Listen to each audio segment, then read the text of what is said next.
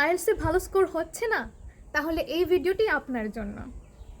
Cambridge বুকগুলো আপনি solve করার পর যদি দেখেন যে আপনার স্কোরটা একটা স্পেসিফিক জায়গায় গিয়ে আটকে গেছে এবং কোনো কিছুতেই আপনার স্কোরটা ইমপ্রুভ হচ্ছে না, তাহলে আপনি কিছু জিনিস ভুলভাবে প্র্যাকটিস করছেন। তো সেই ভুলগুলো কি কি আমরা আজ তা দেখাবো। তো ভুলগুলোর মধ্যে একটা হচ্ছে, আমরা মনে করি শুধু কেমব্রিজ বুক সলভ করলেই মনে হয় আমাদের স্কোরটা ইমপ্রুভ হবে, কিন্তু বিষয়টা তা না। কেমব্রিজ বুকে আমাদের কি থাকে, কোয়েশ্চেনের প্যাটার্ন দেওয়া থাকে, যে কোন কোয়েশ্চেনের প্যাটার্ন কিভাবে থাকবে, কিভাবে সলভ করব, ট্রি টিপস, ঠিক আছে, সেগুলো তেমন একটা কাজ না করলে মাঝে মাঝে করে কাজ। কিন্তু আমাদের যে জিনিসটা আমরা অনেক ক্ষেত্রে ভুল করে থাকি, সেটা হচ্ছে আমরা স্কিল ইমপ্রুভের দিকে কোনো ইম্পর্টেন্স দিই না। যেমন ধরেন, আপনি যদি রিডিং স্কিলটা ইমপ্রুভ করতে চান, তাহলে যদি কেমব্রিজ শুধু সলভ করেন তাহলে কিন্তু হবে না।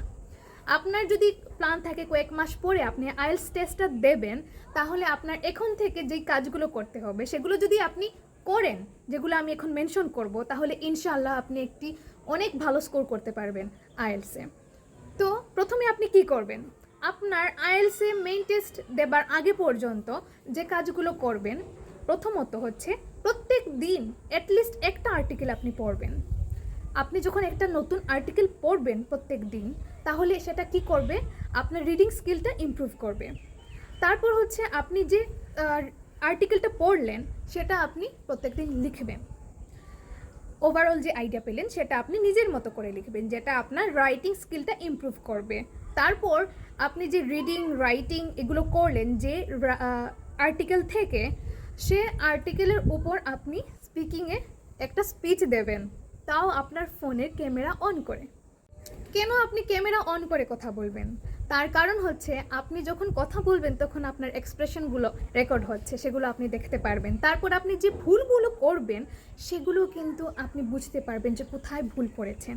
আর আপনি যখন আপনার ভুলগুলো বুঝতে পারবেন, তখন কিন্তু সেগুলো আপনি শুধরাতেও পারবেন। আপনি যখন আপনার ভুলই বুঝতে পারবেন না, তখন কি আপনি সলভ করবেন, তাই না? তো প্রথমে আপনার ভুলগুলো আপনি খুঁজে বের করবেন, তারপর সেগুলোর উপর কাজ করবেন। আপনার মাম্বলিংয়ের প্রবলেম থাকলে সেটার উপর কাজ করবেন। কোনো ওয়ার্ড যদি বারবার রিপিট করেন, সেটার উপরে আপনি কাজ করতে পারবেন। তারপর হচ্ছে আপনার বিভিন্ন ধরনের নতুন নতুন ওয়ার্ড আপনি শিখতে পারছেন। যেহেতু আপনি প্রত্যেক দিন একটা করে আর্টিকেল পড়ছেন, আপনি নতুন নতুন শব্দ কিন্তু আপনার শব্দ ভাণ্ডারে অ্যাড করছেন। তারপর হচ্ছে আপনি একটা আইডিয়া পাচ্ছেন ওভারঅল। তো আপনাকে যখন রাইটিং টাস্ক দেওয়া হবে, আপনি ইজিলি ফ্রি হ্যান্ড রাইটিং করতে পারবেন, যে কোনো কিছু নিয়ে আপনি লিখতে পারবেন, যেহেতু আপনার কাছে প্রচুর আইডিয়াস আছে এবং আপনি প্রত্যেক দিন আর্টিকেল পড়ে সেগুলোর ওপর কিছু না কিছু লিখছেন। সেটা আপনার রাইটিংয়ে অনেক অনেক অনেক অনেক অনেক হেল্প করবে। তারপর হচ্ছে আপনার স্পিকিংয়ের ক্ষেত্রে অনেকগুলো আইডিয়া পাচ্ছেন আপনি। এখন আসি লিসেনিংয়ে কীভাবে ইমপ্রুভ করবেন। লিসেনিং ইমপ্রুভ করতে হলে বেশি বেশি করে শুনতে হবে। আপনি যেই প্রবলেম সলভ করেন না কেন, যেমন ম্যাথমেটিক্সের যদি কোনো প্রবলেম সলভ করতে থাকেন, অবশ্যই আপনি ম্যাথে অনেক এক্সপার্ট হবেন। ঠিক তেমনিভাবে আপনি যখন লিসেনিং বারবার শুনতে থাকবেন কোনো কিছু, লিসেনিং স্কিল আপনার ইমপ্রুভ হবে অটোমেটিক্যালি। তারপর ওই লিসেনিংয়ের ফলে শুধু আপনার যে লিসেনিং স্কিলটা ইমপ্রুভ হচ্ছে সেটা কিন্তু না, আপনার স্পিকিং স্কিলটা কোন লেভেলে চলে যাবে আপনি কল্পনাও করতে পারবেন না। কারণ আপনি যেইভাবে উচ্চারণ করবেন কোনো একটা শব্দ, তারপর কিভাবে কথা বলবেন, কোন জায়গায় বেশি জোর দেবেন, কোন জায়গায় আস্তে জোর দেবেন, সব কিছু কিন্তু আপনি ভালোভাবে আয়ত্ত করতে পারবেন। তো ওভারঅল সব কিছু যদি আপনি প্রত্যেক দিন একটা একটা করে প্র্যাকটিস করেন, তাহলে আমি আপনাকে গ্যারান্টি দিয়ে বলতে পারি যে আপনার স্কোরটা অনেক ইমপ্রুভ করবে। আপনার লেভেল যদি এখন 5 হয়ে থাকে, তাহলে কয়েক মাস পর আপনার স্কোর 7 এবং 7+ হয়ে যেতে পারে। আপনার স্কোর যদি 6 হয়ে থাকে, এখন কয়েক মাস পর আপনার 8-এর উপরেও চলে যেতে পারে, যদি আপনি রেগুলারলি এগুলো প্র্যাকটিস করেন।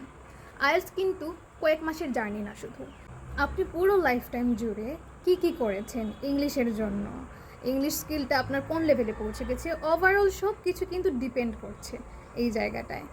তো আপনি এখন থেকে এগুলো নিয়ম মতো প্র্যাকটিস করেন, ইনশাল্লাহ আপনি আপনার কাঙ্ক্ষিত স্কোর পাবেন। আল্লাহ হাফিজ।